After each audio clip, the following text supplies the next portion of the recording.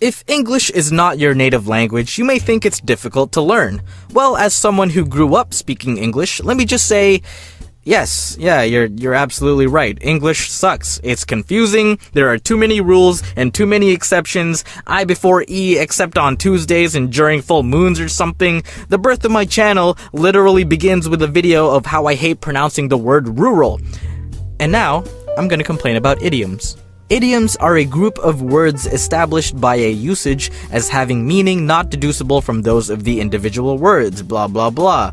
Basically, figures of speech, alright? Example, raining cats and dogs, meaning it's raining heavily, it's raining a lot, but it has nothing to do with cats and dogs. Who thought of this morbid metaphor? They could have chosen rocks, barrels, tires, anything else that was heavy and not alive. If someone told me it was raining tables and chairs outside, I'd be like, oh man, that's some heavy rain, I should probably stay inside. But if I found out cats and dogs were falling out of the sky, I'd be like, what the f are we waiting for, Jeremy? We gotta save them!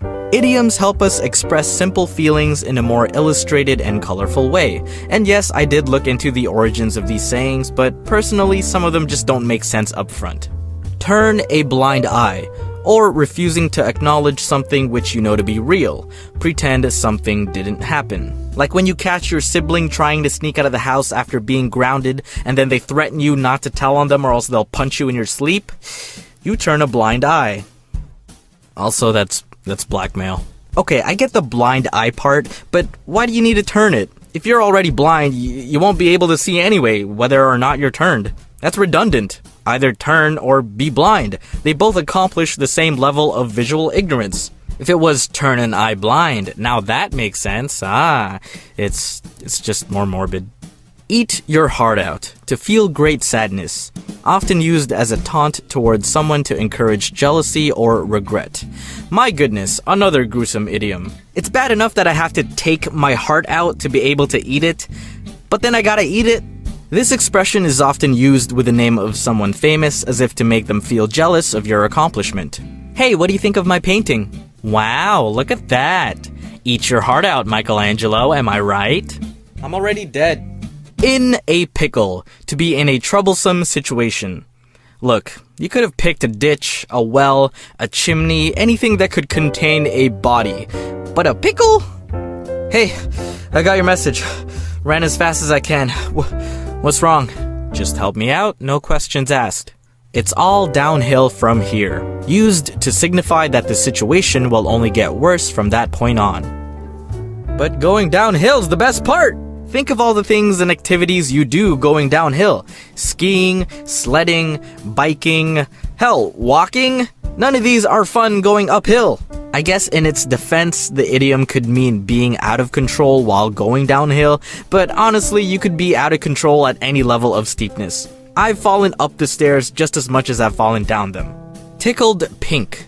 To be delighted. Yo, Reggie, got anything good for your birthday? Yeah, actually, my parents finally got me a Switch. Wow, you must be tickled pink. Yeah, you're right, I guess it only works for white people.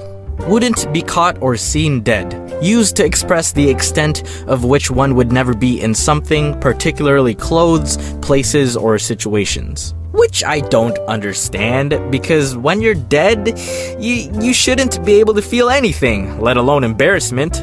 Ugh, Cindy, look at her top. I wouldn't be caught dead wearing something so ugly, ugh.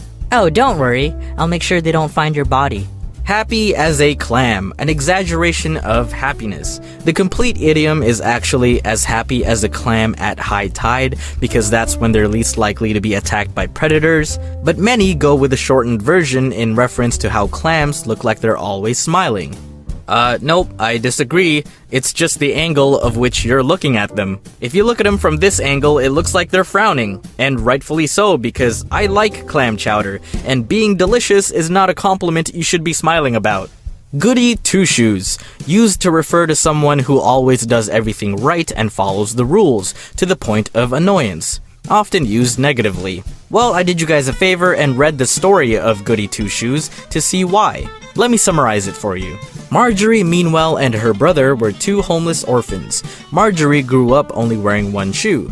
One day they meet a rich gentleman who buys her new clothes and a new pair of shoes. She was so excited and grateful that she exclaimed it to everyone she met, earning her name Goody Two-Shoes. She believed the rich man was good and wise because of his great learning, and so she learned to read and helped teach all the children in the village to learn as well. She prevented a man from being robbed and murdered because she warned him after overhearing some men plotting about it. She saved numerous animals from being abused by people. She was so wise and good that some idiots accused her of being a witch and put her under trial. She proves everyone wrong and continued being the goody two-shoes badass that she is. Why is this used to make fun of people? I strive to be a goody two-shoes, and you should too. Piece of cake or pie. An easy or simple task. There's nothing simple about a cake. There's so many different ways to make a cake. I guess if you don't care how it tastes, baking a cake or pie can be simple. But if the quality doesn't matter, then you could easily just use any other food as the idiom. Wow, that cake looks amazing! Did you really make that? Yeah, it was a piece of steak. What? Eat your heart out, Duff Goldman. Is that a famous chef or baker? That's a no-brainer. Okay, man, I just wanted to know if you made it. And Bob's your uncle.